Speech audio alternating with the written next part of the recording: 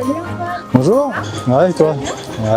Ça me fait super plaisir donc de te voir juste à côté de notre Space Mountain. Est-ce que tu peux nous parler un peu de toi et un peu de ce que tu fais tous les jours? Eh ben, moi, ça fait 14 ans que je travaille à Disneyland Paris. J'ai commencé sur Space Mountain, après j'ai évolué un petit peu sur d'autres attractions. Et je m'occupe de toute la maintenance mécanique de l'attraction. Est-ce que tu peux nous montrer un peu? Allons-y.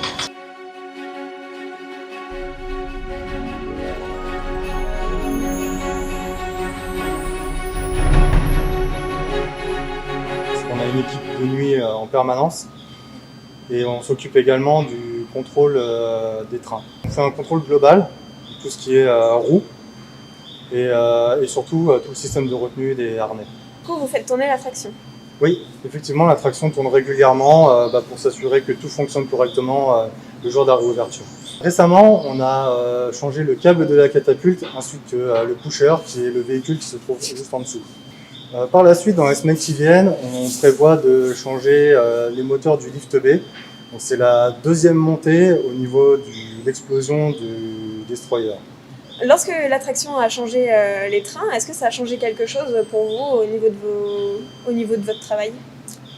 Oui, parce que du coup on a gagné en fiabilité, parce que sur les harnais par exemple, on passe de systèmes mécaniques à des systèmes hydrauliques avec une assistance électrique. Et à part Hyperspace Mountain, est-ce que tu travailles sur d'autres attractions? Oui, je travaille sur Phantom Manor, Big Thunder Mountain, Orbitron et Buzz l'éclair. Et c'est laquelle que tu préfères? Alors vraiment ma préférée c'est Hyperspace Mountain. C'est une des plus grosses attractions du parc et techniquement est assez impressionnante. J'adore Space Mountain aussi et je serais super curieuse de voir comment fonctionne le pusher dans le canon. Est-ce que tu pourras me montrer? Bah avec plaisir, allons-y. On va trop.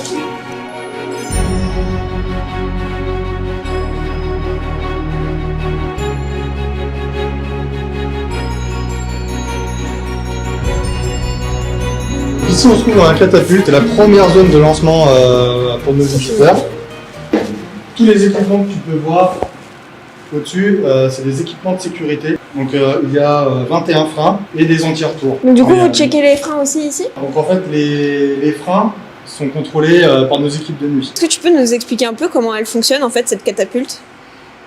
Donc le train arrive par ici, il va se positionner à un certain emplacement.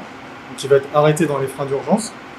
Et ensuite, l'aileron va monter doucement pour s'accrocher sous le train. À ce moment-là, les freins vont s'ouvrir et l'aileron va partir, le pusher, pour envoyer le train à l'intérieur de l'attraction. Donc du coup, où sont le fameux pusher et le câble que vous avez changé? Je vais t'emmener voir, c'est juste en dessous. Ici, c'est le pusher, donc c'est le véhicule qui envoie les trains dans l'attraction. C'est le même système de catapultage que sur les porte-avions. Et ça prend combien de temps à changer un tel équipement?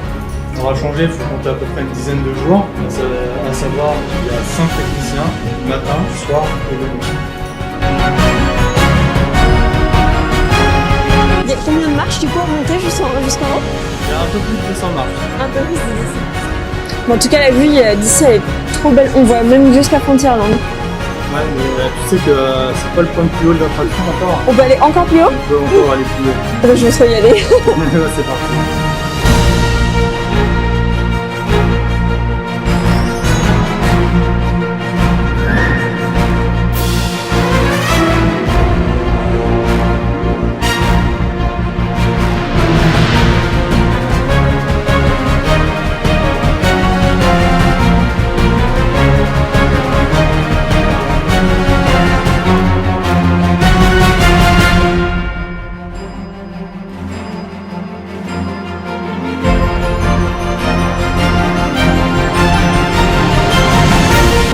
Antoine de nous avoir fait découvrir toutes ces choses à propos de Space. Écoute, ça m'a fait plaisir de te faire découvrir mon métier et du coup l'attraction, l'envers du décor.